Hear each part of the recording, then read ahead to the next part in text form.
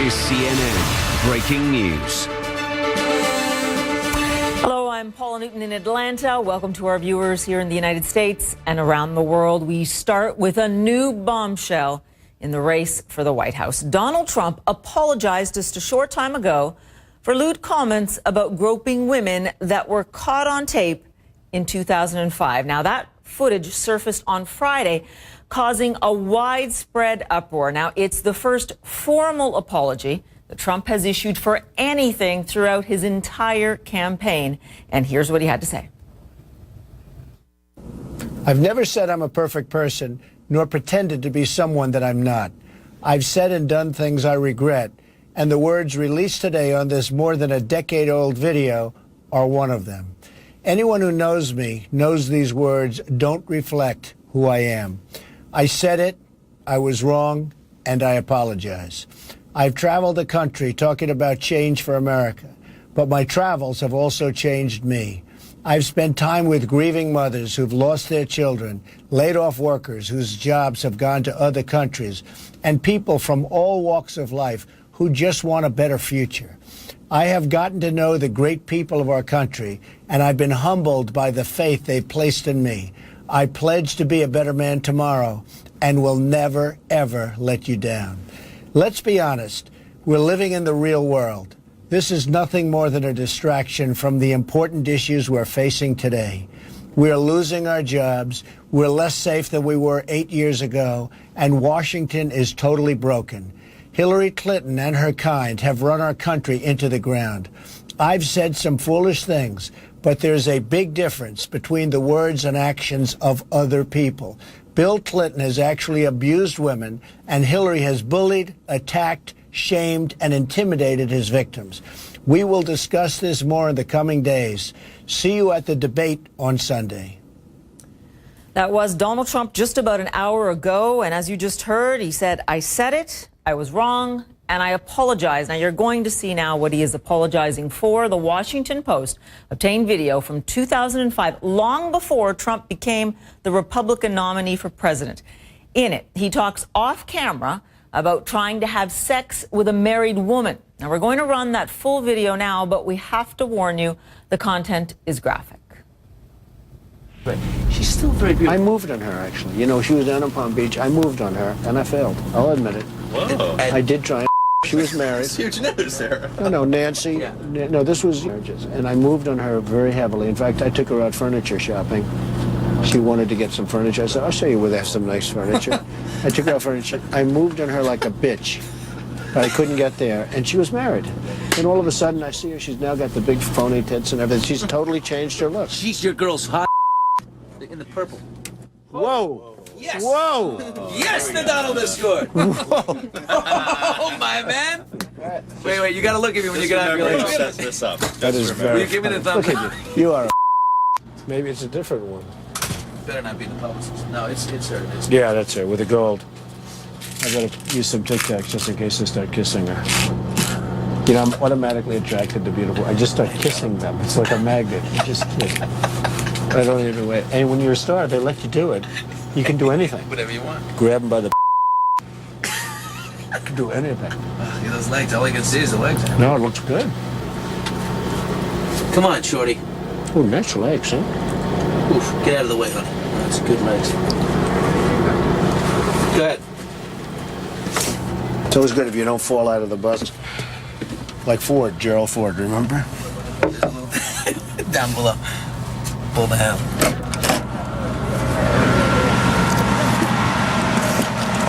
Hello, how are you? Hi. Mr. Trump, how nice are seeing you? you. Terrific. Pleasure to meet you. Terrific. You know Billy Bush? How are you? Nice to see you. How you doing, Very Ariane? good. I'm doing very well, thank you. Are you ready to be a soap star? We're ready. Let's go. Make me a soap star. How about a little hug for the Donald? He just got off the Would you bus. like a little Okay, hug, darling? absolutely. A Melania little said hug for this the was bushy. I okay. just got off the bus. Bushy. There we go. Excellent. Well, you've got a nice co-star here. Good. Yes, absolutely. After you. Come on, Billy. Don't be shy. As soon as a beautiful woman shows up, he takes Get over off here, on this. Billy. Always happens. I'm sorry, come here. Let the little guy in there. Come Yeah, on. let the little guy in. How you feel now, better? I should actually It's be in hard the to middle. walk next to a guy like Here, wait, this. hold on. Yeah, you get in the middle. There we go. Good. That's This better. is much better. This is... That's better. Now, if you had to choose, honestly, between one of us, me or the Donald, No, no, no. That's That's tough some pressure competition. right Yeah. seriously, you had to take one of us as a date. You have to take a fifth on that one. Really? Yep. I'll take both. Which way? Make it right. Here we go. Goodbye. Right in the days. Here he goes. I'm gonna leave you here. Okay. Get my microphone. Okay. You're gonna. Oh, you're finished? You're my man. Yeah. Oh, good. I'm gonna go do our show. Oh, you want to reset? Now, Trump's opponent, Democrat Hillary Clinton, is condemning his behavior. Her campaign says it will press Republicans to say if they still think Trump should be president, despite those comments you just heard there. Now, shortly after the footage surfaced, Clinton tweeted, "This is horrific. We cannot allow this man to become president." And later, she also tweeted, "Women have the power to stop Trump."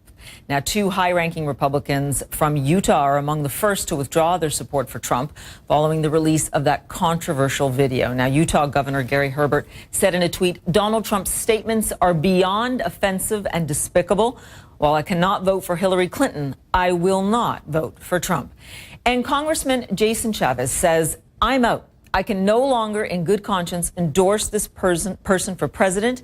It is some of the most abhorrent and offensive comments that you can possibly imagine."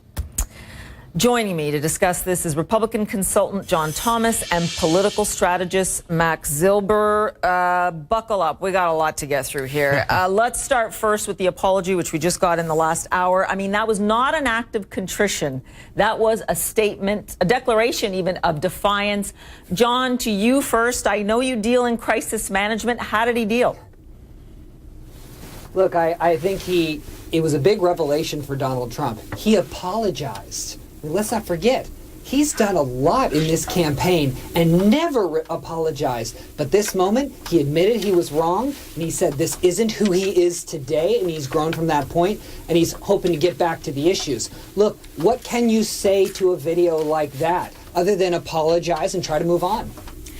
Many people are saying many things about a video like that, including, I mean, just before we get to you, Mac, I mean, stunning. The Speaker of the House, who was supposed to be on stage in Wisconsin with Trump later today, basically said that this was completely sickening and indicated that he would not be on the same stage. Mac, I mean, what do you say to the developments of the last 12 hours?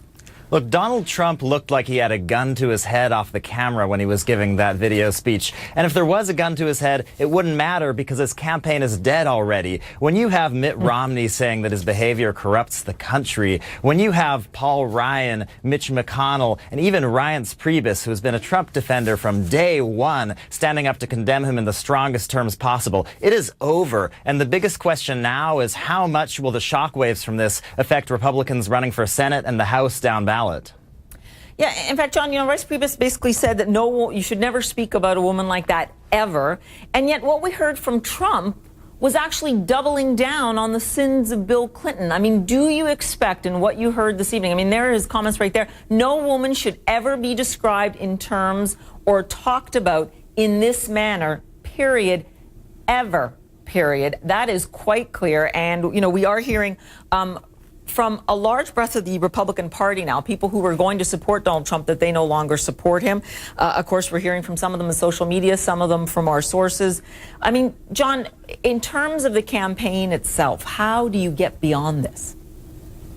Well, Mac's right. Look, you're going to see a lot of defections in the coming 24 and 48 hours because a lot of members of Congress and the U.S. Senate are in self-preservation mode right now, and they should be, okay? But looking at Donald Trump's campaign, look, tonight, obviously, what he said is reprehensible, but it's not a newsflash that he's been demeaning to women before. And so, of course, these comments should never have been said, but just speaking crassly about the politics of it all, those who weren't with him and didn't like his temperament and personality before, I just don't think this moves the needle a lot in either direction. The problem is Donald Trump had to expand the tent. He had to bring in particularly white women into the tent to win this election, and this tape certainly didn't do him any favors. I mean, you're right about that in the sense that his base will likely think, well, I mean, look look, they probably won't be surprised. They'll say, we kind of expected that in private. Right. He might speak a little bit like that. And it's not like Donald Trump hasn't been on radio shows speaking like that in past terms. I think what was so interesting here, though, was the commentary, even from Republican women, saying that they were absolutely appalled and actually using the word pervert and predator. I mean, absolutely unprecedented. Mac, I mean, if you're Hillary Clinton right now, I mean, you've got to confront this man on stage in 2 days. How do you play that? I think that she has to stay back, because if there's one thing that we've seen Donald Trump do over and over again, it's shoot himself in the foot when his other foot is already bleeding. If she stands back and lets him self-immolate, this debate is going to go even worse for him than the first one. Just in the same way that the first time back in the Republican primaries that he went down in the polls, he went out on a podium in front of everybody and said, how stupid are the people of Iowa? He has a tendency to hurt himself more when he's flailing, and I think we're going to see that on Sunday. Yeah, and in terms but Mac, it's more complicated than that, because let's not forget, there are allegations of rape out there against former President Bill Clinton. So and against Hillary Donald has Trump. A tightrope. Well, I don't know. I mean, the ones against Donald Trump were in a sworn deposition from his first wife. Listen, it's true that both men have certainly disputable histories when it comes to women, and they've had different accusations thrown one way or the other. But Bill Clinton isn't running right now. Hillary Clinton is running.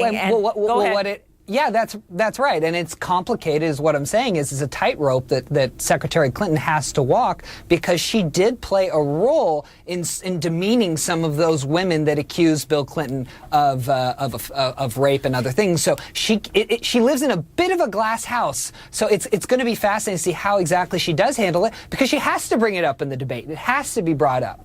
Oh, I think Donald Trump the reality is. Go ahead. The last time that the issues of Bill Clinton's infidelity came up in the 90s, Hillary Clinton's favorable ratings skyrocketed. I mean, I think that she couldn't be happier playing on this turf, because her husband's not running for president. She is. And Donald Trump has infidelity and predator issues that dwarf those of her husband. Tell that to Juanita Broderick. No. I want to get to kind of the implications of the campaign here. And to do that, we're going to go through something that Jeb Bush tweeted today. Was, as the grandfather of two precious girls, I find that no apology can excuse away Donald Trump's reprehensible comments degrading women. This is an interesting comment by somebody who's still held in very high esteem in the Republican Party, but also because it was his cousin, Billy Bush, who was the person on that bus with Donald Trump. He also released a statement saying, obviously, I'm embarrassed and ashamed. It's no excuse, but this happened 11 years ago. I was younger, less mature, and acted foolishly in playing along. I'm very sorry. Perhaps Donald Trump could have taken some points from that unequivocal apology there. But in terms of how this will affect the Republican Party with Congress and with the Senate. I mean, John, if you're down ballot right now, we see it. We see the tremors happening throughout the country already at this hour. What are you doing? Are you pulling further away from Trump? Is that what you would advise a state candidate to do right now? Well, sure. I think Republicans have to go on the record and disregard and disavow these comments. But what's been actually remarkably interesting throughout this cycle is how little of coattails Donald Trump has had on what we call the generic ballot. And I think that's largely because voters, Donald Trump is new basically to the Republican Party. He doesn't necessarily represent the brand, even though he is at the top of the ticket. And so I think, look, people down ticket are wise to make a statement and go on the record about this. And time will tell. But I suspect that while this will affect Donald Trump's future, I don't know that it'll affect the balance of the houses. Mac, but does it put Hillary Clinton in a better position? You know, there were states she was trying to turn, and she's doing all that fundraising for her Democratic colleagues right now. Do you think this pushes the Democrats over the edge? Absolutely. I think it pushes the Democrats over the edge, but furthermore, I think it pushes two groups of Republicans to her camp. The first is centrist moderates who supported someone like Mitt Romney. This is the time for them to stand up and be counted and realize that they're not going to be able to look their kids and grandkids in the eyes unless they switch over to Hillary Clinton today. This is their last escape hatch. And the other group that's going to be moving away from Trump en masse is evangelicals. I don't think they move to Hillary, but I think they either stay home or do a protest vote third party. We may see a good result for Gary Johnson in Utah based on these Utah Republicans defecting today. And we'll see what happens there. Okay, gentlemen, stand by. We knew it was going to take more than just a few minutes to get through this. We will get to it, and some very interesting reaction as well from the vice presidential candidate on that Republican ticket, Mike Pence. We'll get to that a little bit later on. But up next on CNN Newsroom, more on that fallout following Donald Trump's lewd comments about women that has surfaced on that videotape. Stay with us. And back with me now to go through this, Republican consultant John Thomas and political strategist Maclen Zilber. To the both of you, just coming in here to CNN, GOP Senator Mike Lee, who we have to say was not a supporter of Donald Trump to start with, but he's kind of, upping the ante here and saying that he would like Donald Trump to drop out of the race, saying, you, sir, are the distraction. Your conduct is the distraction. I suspect, guys, that, look, what had been a whisper maybe for several weeks, people are now going to start taking out that megaphone. And, John, they're going to start saying, look, we've got a pretty decent candidate here. Let's write in Mike Pence for president.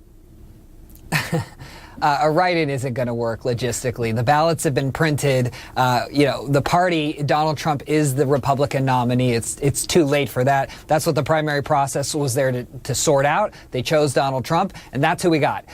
Look, I think this might give another deep breath of oxygen to the Never Trump crowd, so I suspect we're going to see that over the next 48 to 72 hours. But we saw two big things from Donald Trump tonight after this tape broke. We saw he apologized, and he said he was wrong. Two things I thought we would never see before. These are big steps. Now Trump is on the road to redemption. The question is, can he get all the way there before Election Day? Gee, John, somehow I just can't see Hillary Clinton giving him credit for any of that on stage on Sunday night. I mean, I think Mac, you might be right. Yeah, Mac, I got to say, though, is there a danger here for the Clinton campaign, to get a bit too cocky about everything, especially considering just today we had drop her speeches to several banks. Apparently, they were leaked. No one from the campaign is denying that they were there. Maybe made some questionable remarks about the middle class, about trade. And obviously, there's that ongoing saga with the emails. Yeah, well, I'm glad that you brought that up, because if this tape didn't come out today, we'd all be talking tonight about the fact that the Russians, again, are hacking the Democrats to try to help Donald Trump get elected, because they know that he's not going to protect our NATO allies, that he's not going to protect the Ukraine, and that he's going to let Russia have basically unfettered access to Eastern Europe. And yet, that the campaign has that Achilles heel, Mac. Every time she comes out and looks relatively strong, she looks smug. There's a difference, Mac. Yeah, well, I mean, and the reality is that if there were a normal GOP nominee, this would be a really tough race for the Democrats, because it is tough to win 3 terms in a row. It's only been done once in 1988 by George H.W. Bush in the era of term limits. And the fact is, Donald Trump is such a singularly flawed, unfit, and unqualified candidate that the Democrats are in a position to win 3 terms in a row, which otherwise would be difficult no matter who the Democratic nominee would be. Paula, I think the Clinton campaign is going to be incentivized to stretch out this video and story as long as they can, because the longer it gets stretched out and covers, it's number one, reinforcing a narrative that the Clinton campaign's been driving since day one, and number two, we're not talking about her emails, we're not talking about WikiLeaks, and that's good for Clinton. So she's got to stretch it out, but like you said, she can't go too far because she does live in a bit of a glass house on this issue. But to be fair, it's not going to be too hard to stretch this out, considering that the Associated Press started the week by basically saying that there is video and there is evidence that he did speak like this on a regular basis on The Apprentice. It's just that people were sworn to secrecy, legally sworn to secrecy, and they couldn't say anything. I want, if you guys could just set up Sunday night, though, for me here. I mean, Mac, first to you. You've got Hillary Clinton, you've got Donald Trump. How does Hillary Clinton even come out and address him? I mean, they were fairly friendly and cordial in terms of body language during the last debate. I think that it's going to be difficult for her at the start. If we recall, in the first debate, it took her 10, 20 minutes to figure out, how do you deal with this singular force of nature? The key is you've got to give him enough rope to hang himself, because eventually he's going to unravel if given enough chance to talk about his real vulnerabilities on women's issues. And so I think that she's going to start out being cordial, genial, and isn't going to really start throwing the punches until 30, 40 minutes into the debate. And John, I've got to put you on the spot here, because this is your bread and butter. This is what you do in terms of advising candidates, what they do in this situation. We're so used to in the media now. It's been literally more than a year of this. Every time Donald Trump has made a mistake, people count him out, and then there he is again, resurrected. Right. What can he do during debate night? Well, I think he started doing the right thing here. We call it in crisis management is hanging a lantern on the problem. You've got to own it. You got to accept responsibility, disavow the comments, and move on and shift the conversation back to your vision for America and why Hillary Clinton is an extension of the last 8 years and Americans are desperate for a change. This election's very simple. If this election is a referendum on Donald Trump will lose. If this election is a referendum on the direction of the country and Hillary Clinton, Donald Trump will win. It's that simple. He has to shift the conversation back. Right. Yeah, go ahead. And the problem with hanging the lantern on the problem is that at this point, Donald Trump is covered with lanterns. I mean, a gaffe is most effective when it speaks to something that people already believe to be true about a candidate. And it would be one thing if Donald Trump said, I'll be a better person after doing this once. But this has been a pattern of saying things that are offensive to women, offensive to minorities, offensive to all these different groups. We'll have to hold it there for now. I will point out that he still is giving Hillary Clinton a run for her money, even with all of that. Gentlemen, let's hold it there. I'm glad to say you guys will be back in the next hour with us because, as I said, a lot to mull over here. Appreciate it. So joining me to discuss all this, Republican consultant John Thomas and political strategist Maclen Zilber. There is not a reset button large enough on the entire planet to really have the Trump campaign come back from this in any way to completely disavow that video. I think we heard from Donald Trump that he doesn't, that he basically is saying game on and doubling down on Bill Clinton's past indiscretions. I mean, John, where do you see him as a man, as a candidate? I mean, he's a very well-known person to many, many people. Where do you see him taking this? Because it's clear it goes where Donald Trump wants it to go. Sure. Well, I think we saw two huge things from him tonight. First of all, one thing we saw was he apologized, and the other was that he was wrong. Two things most Americans thought we'd never see. So that was a big admission from him. I think what we're going to see is, as he goes into the debate, is he's going to try to basically say to Hillary Clinton is, you both live in glass houses. Be careful. Your hands are dirty on this issue as well. I admit I was wrong. I've grown from it. And let's get back to the issues at hand that matter to America. But to be clear on the collateral damage that's happened here, RNC chair Priebus says no woman should ever be described in these terms or talked about in this manner ever. And not to be outdone, Paul Ryan, the Speaker of the House, who canceled an event with Trump in his home state of Wisconsin for today, said, I am sickened by what I heard today. Women are to be championed and revered, not objectified. I hope Mr. Trump treats the situation with the seriousness it deserves and works to demonstrate that that he has greater respect for women than this clip suggests. In the meantime, he is no longer attending tomorrow's event in Wisconsin. I mean, Mac, he's disavowing the comments, and yet he's not saying, look, I'm withdrawing my support. Do you think it would help the Republican campaign down ballot that he actually do that? The reason that Paul Ryan is walking back his support, and we'll see whether he comes out and takes away his endorsement wholeheartedly, is that Paul Ryan's #1 priority is to get Republican members of Congress reelected. And up until now, he thought that meant trying to get a Republican president reelected. His statements today, and him and Scott Walker disinviting Donald Trump from their event today, suggest that they now think that the best way to get Republicans elected down ballot is to run away from their nominee as fast as they can. And I think that he'll continue to run further in the coming days as they see polling that this guy is going to take down their members. So I really have to point out, the both of you being in Los Angeles right now, the irony that it was actually the entertainment establishment that ended up causing this trouble for Donald Trump, really an establishment that's been his friend.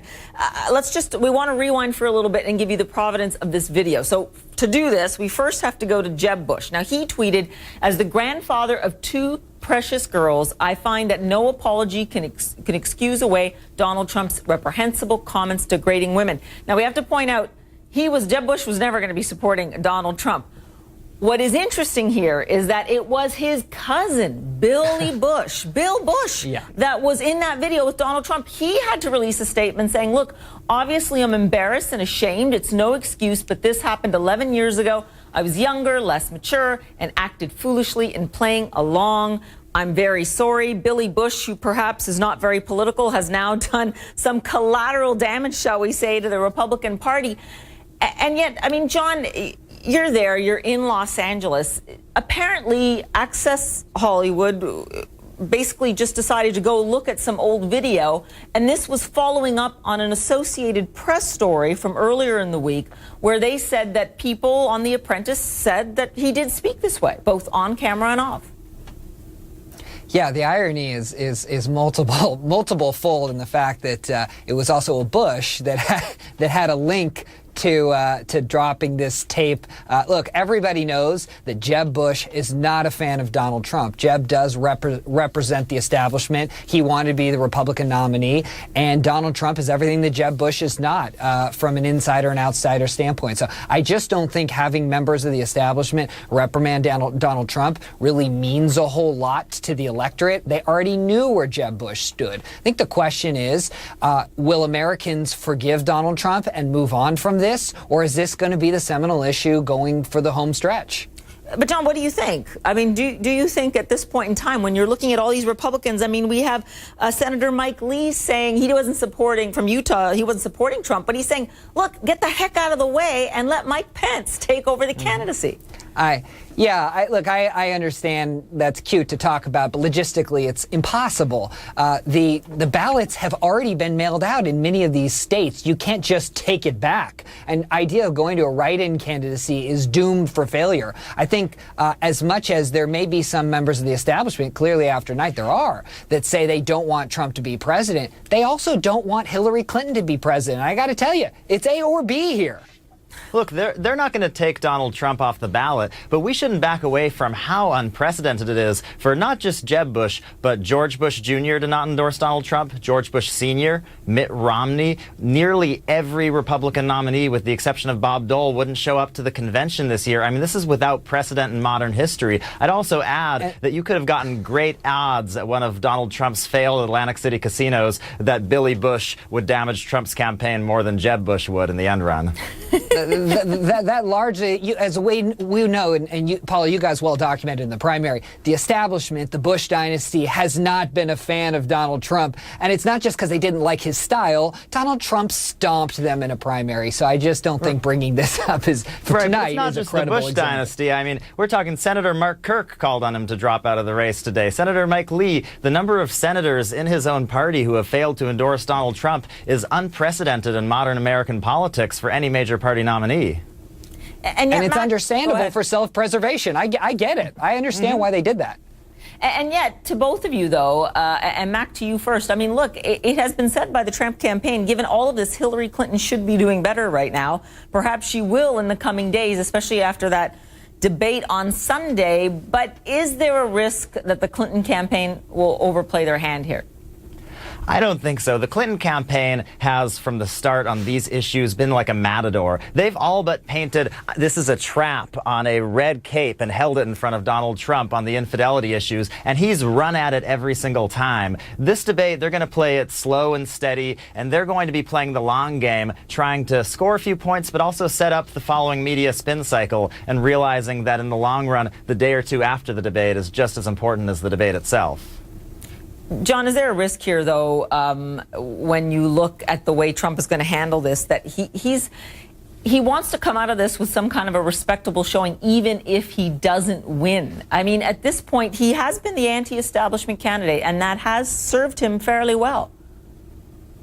Yeah, I think the main issue here is that this distracts Donald Trump from his ability to deliver his message that he is the change candidate in this race and that Hillary Clinton would be an extension of the last 8 years and their disastrous policies. That's the problem. Look, every hour is precious going into the home stretch, and every second we spend talking about this, it stops Donald Trump from talking about the message that he needs to be delivering. So, look, I think the race is still going to tighten. I think there's a lot of time to recover from this. But, look, he has to deal with it. I think tonight was a first step. Remember, he did something. He's been through a bunch of controversies in the primary, and never once did he even come close to apologizing. But 12 hours, not even 12 hours, He already apologized. This is a big step. I would say, I'm going to leave it there. I'm going to call time, but I will say that's something the candidates have in common, perhaps. They both have trouble apologizing.